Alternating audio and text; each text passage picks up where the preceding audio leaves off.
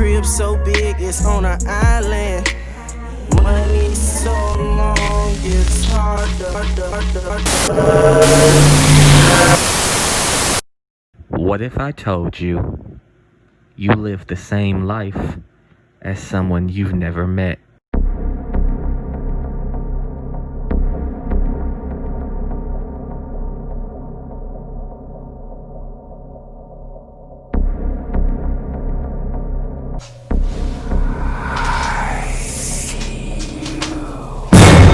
Welcome guys to Conspiracy Theories Part 1 with Wood. Now if you ever been on YouTube and seen conspiracy videos, you know how they typically go, and I want to let you know this one, or most of mine whenever I do them, are not going to go like that. They're not going to be whispering and talking like this and do anything. I'm going to explain, and then, you know what I'm saying, we're going to talk about it. We're just really going to get into it. So here's the thing, right? When I say we're going to get into it, now other videos, we're going to get into the Illuminati and is the government listening to you? Are cameras in your vents? And why are there so many mattress stores near you? Is it really a money laundering system? I really want you to really look that up. Like, I know it's not a part of the video, but really look how many mattress firms or any of these mattress stores are near you. Like, it is ridiculous. It has to mean something. Why are there so many mattress stores, and every time you go in a mattress store, there's nobody ever in them? It's not that high of a demand for mattresses. But anyway, that's besides the point. I do want to give a disclaimer first. These videos are just theories and opinions. They are not in any shape, way, or form meant to harm any people or any companies that I do talk about on here. Again, these are just theories. Okay? Now, let's get into the topic. Now, I know what you're thinking. Out of all topics, why would you even talk about this? How is this even a conspiracy theory? Yeah, let me explain why it's just weird to me. It's weird that this particular saying or like idea is always laughed at, or just like when somebody says it, it's always like after a joke or something, and it's just like, yeah, the joke is funny, like whatever the joke was, it's always after a joke. And it's let me explain how this idea even came to my head to even do my first conspiracy video on this. One day I'm walking into the kitchen and my stepmom and my dad are watching Richard Pryor on YouTube, I think. So they're laughing or whatever. Of course, it's Richard Pryor, and he's been doing a particular comedy bit on when his mom used to whoop him. And through all the laughter, all I kept hearing was both of them say, yep, I did the same, she did the same thing to me, yep, I had to go grab a switch off a tree, yep, the same type of whooping that goes, you shouldn't have done that, no, the talking in between, and it's just crazy. I was just like, that's weird. Why does everybody get that same whooping? Because I even got that same whooping growing up. I know my sister got that same whooping. Other people I've got talked to got that same type of whooping. Or you had to go get a switch off a tree. It was just weird to me, right? So I was like, that's weird, but I really didn't think too much more of it. Okay, then I go on Twitter later and see a tweet that says we all live the same life, and it's scary. Right? And it's a video. Now, I want you to watch this video. If you ever went to church and a guest pastor came to church, just let me know if you see any similarities in this video. In the name of Jesus, in the name of Jesus, in the name of Jesus, we have a victory. In the name of Jesus, in the name of Jesus, Satan, you have to flee. Tell me, who can stand before us when we call on that great God? Jesus. Yeah. Did you see any similarities? Now, before you say anything, yes, the video is comical. I laughed, a bunch of people laughed, but it's crazy. A comment really said, this is scary how much our lives are the same. And just to let you know how similar that particular video was, on Twitter, 50,000 likes. 50,000 likes. 50,000 people agreed that they had the same experience. It did make me look, just maybe type in "we have all lived the same life" and see what popped up, and it was just crazy what I saw. It was, okay, let me know if you've seen this cup, or let me know if you've seen this comforter before. Did you have that comforter in your house? I did. I had that cup in my house. Like, or the one that really just made me just go ugh, was everybody was talking about this scar on their knee. Why does everybody have the same scar on your knee? That makes no sense to me. And I know this is like, it sounds crazy, but after all this, I was like, you know what? Let me see if I can do any research on this topic. And the research I found was mind-boggling. All right, so it's two topics that I want to talk about when I'm talking about have we all lived the same life. Now, the first one is called the human collective. Now, if you don't know what the human collective means, it means the set of shared beliefs, ideas, and moral attitudes which operate as a unifying force within society. Saying that explains tradition and heritage and everything that's in someone's background. So boom, there it is. That's the reason why we all, you know what I'm saying, live the same life or live similar lives, because boom, tradition and heritage. Theory over, right?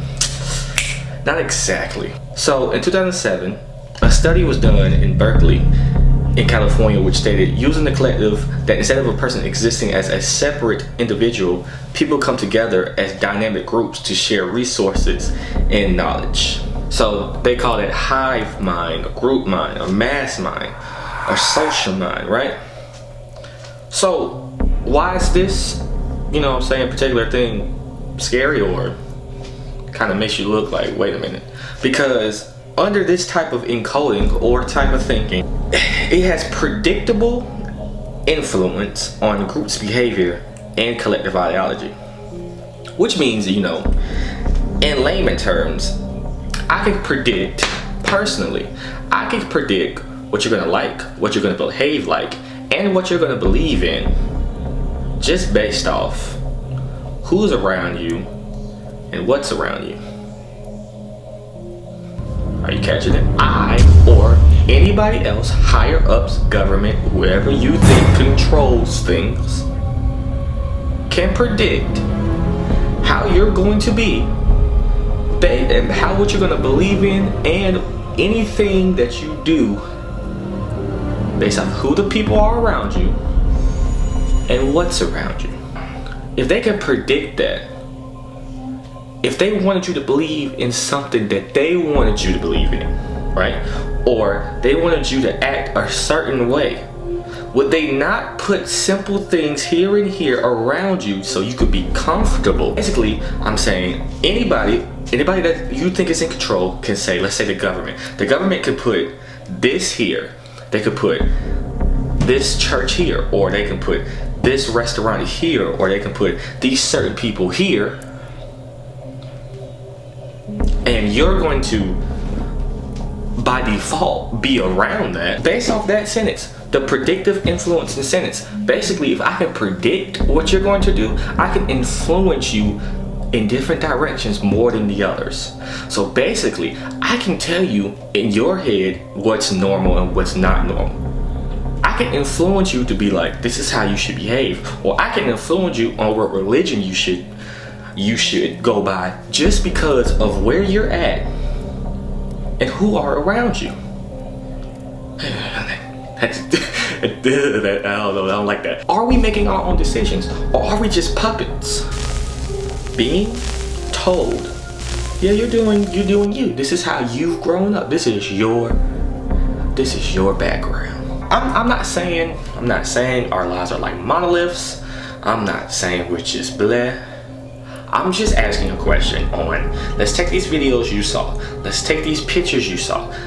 You don't know, you've never met, let's take that situation with the guest pastor, the joke, right? You don't know that guy. You don't never met a guest pastor that came to your church. But why did he do the same thing that the last guest pastor did? The same walk, the same sit down and pray before he gets up there, all the same movements.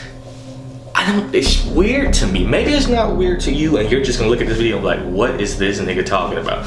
But it's just weird to me, right? I really want to get into the second one, right? The part 2, right? So I want to show you the act of observation of reality. And it goes by, the very act of watching the observer affects the observed reality. So let me give you an example. So if I walked into a store and the person in front of me rather paid for somebody's items, they was like, you know what, I want to be kind and pay for their items. In turn, that's gonna make me feel compassion and feel like, oh snap, should I pay for somebody's items too? Which then changes how you even planned on going to the store in the first place. You never planned on paying for anybody's items, but now you saw that, now you want to pay for something. That's basically what it says, right? So I know you're thinking, what in the world does that have to do with anything with what we're talking about today? So let me take this back. Let me take this back to the theory that started all this, all right? So I'm gonna tell you like this. This is going to go really far left and I'm gonna bring it back. So stay with me here, okay? Let's go back to what started this whole theory in my head anyway. The Richard Pryor set of him talking about getting a whooping, right? I'm going to assume you've heard of BDSM, right? BDSM basically stands for an erotic or role-playing dealing with bondage and discipline, domination and submission, and sadism and masochism, I'm sorry. So, again, you're thinking, okay, now you're super far left. What does BDSM have to do with whippings or what Richard Pryor was talking about? One of the biggest things about BDSM that people who get involved in it will tell you, something happened in their childhood or earlier in life, trauma-wise, or they were physically abused, that in return end up turning them on to want to be a part of this particular culture. Now, I ask a question. Has there ever been a time in history where one of the biggest ideals of it was whippings or beatings? Do I have to say it? Slavery. How in turn does this have to do with the observer effect? So I know what you're thinking. So if you're bringing up slavery, you're talking about how the slave masters used to beat the slaves. Not exactly. I'm bringing up the kids during slavery. A lot of the times, the slave masters didn't beat the kids, right? The mothers of the kids would beat their own kids so the slave masters wouldn't beat them. So for one, so they wouldn't get beat by the slave masters because of the love the mother had for their children. And secondly, to show them love rather than show them authority and show them discipline, because they didn't want their child messing up so the slave master would have anything to say to them or anything to do with them. Okay? Keep rolling with me. I'm gonna get there in a second. So, in saying that, right? Saying that the mothers would beat their own kids so anybody else wouldn't have anything to say to them, or slave masters wouldn't have anything to say to them. What is one thing you always heard after a whooping? This is hurting me more than it's hurting you.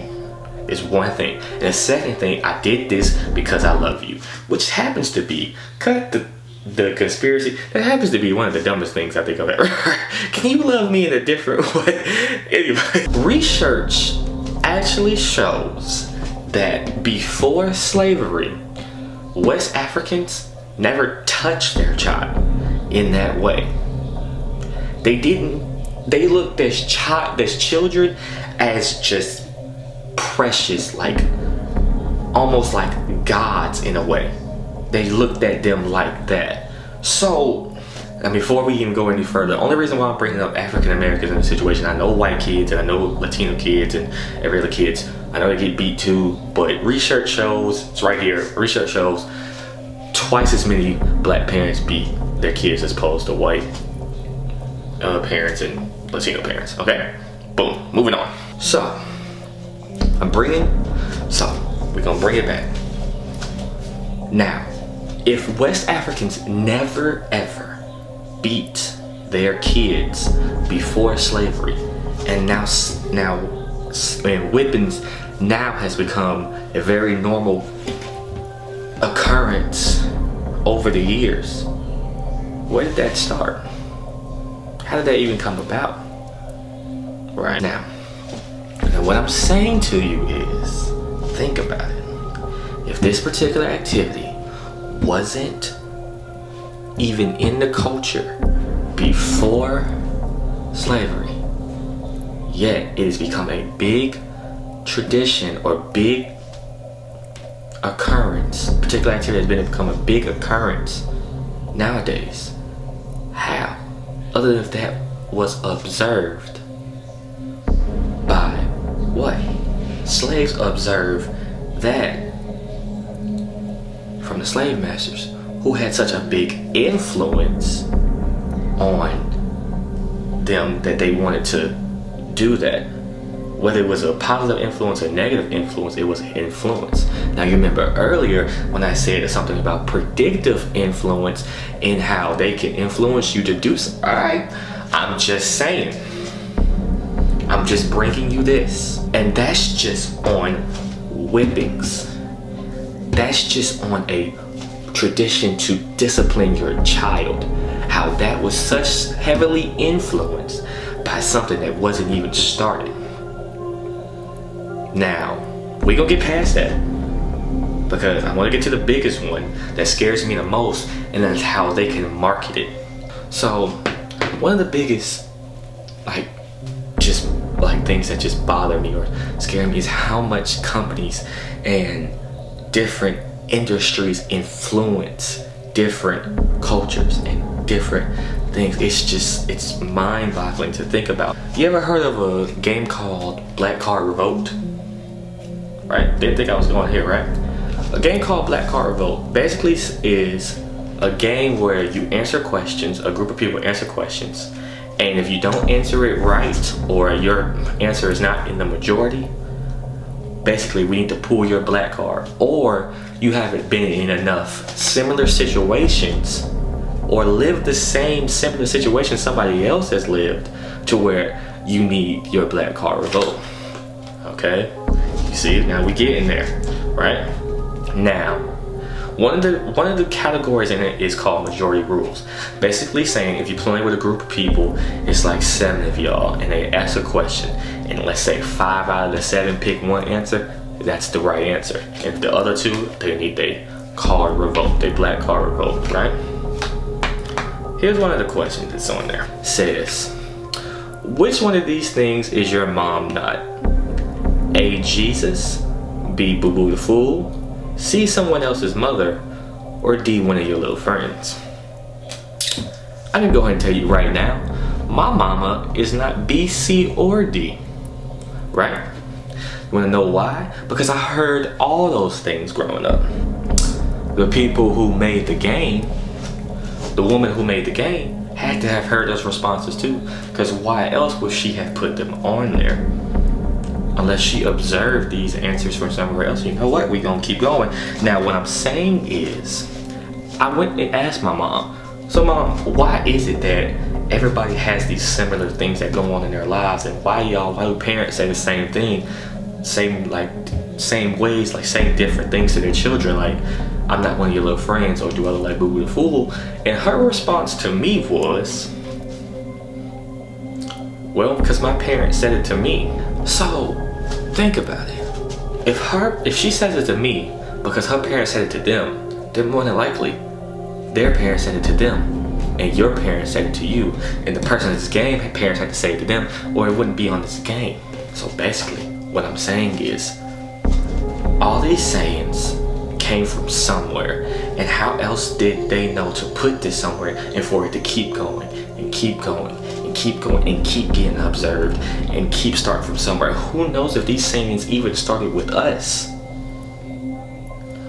Who knows where these sayings started? Because we already found out that whippings didn't even start with us.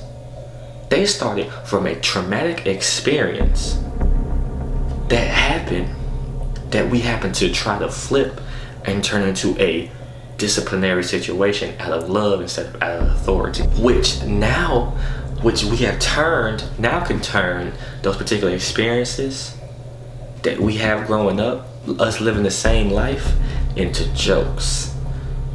Reason why Richard Pryor can make that whooping joke, or you can see the video that first started all this at the beginning with the guest preacher.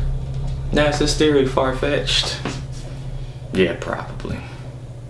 But just think, it's something as simple as whoopings, or a guest pastor can be mimicked or turn into a joke or be so common in so many areas around the world without you even knowing that person or knowing their background. Is it really just tradition or heritage? Is it really that easy, or are we puppets?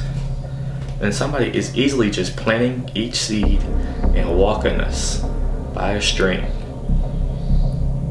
controlling everything we do, making sure we all live one similar life. There are no strings on me. Guys, I hope you enjoyed the video. I hope you didn't take this way too seriously or anything. This is me just having fun, poking fun at conspiracy theories and come up with my own theory that I wanted to come up with. This video did take a lot of research, did put a lot of research into it, so I did want to bring some factual things to make you think a little bit. But I hope you did enjoy the video. Like I always say, please do subscribe, like, and share the video. But we're gonna stop right there, because speaking of subscribe, I hit 100 subscribers. So I want to just say thank you. I know it's not a big number or anything. I know it's not like 1 million or even 10,000 or anything, but 8 weeks ago I started this YouTube channel as a fun. I did a fun video with my mom and my sister, and the first video I ever did, I gave away money to my mom, to my sister who won the game. So the fact that I hit just 100 subscribers, I want to do the same thing. So we're gonna do a giveaway, and you could win by doing this. You're gonna take my channel and you're gonna share it. The person who shares it the most with using the hashtag TalkToMeNiceYouTube channel, again, using the hashtag TalkToMeNiceYouTube channel, will win $150. Again, I say, whoever shares my video the most will win $150, but you must use the hashtag TalkToMeNiceYouTube channel. Okay? The winner will be announced next Friday. The next giveaway will be at 1,000 subscribers. Okay? And it will be more money. We're gonna go up, go up, go up, the more subscribers we get. Okay? So, in due saying that, I have videos every Friday. Every Friday we have a new video next Friday, and we're gonna keep this going, okay? And saying that, thank you guys for watching the video. Thank you guys for subscribing again. And then, guess what? You can talk to me nice next video. Crib so big, it's on an island. Money so long, it's hard to pilot. Being too fly, don't need a stylist. Feel like it's taking too long.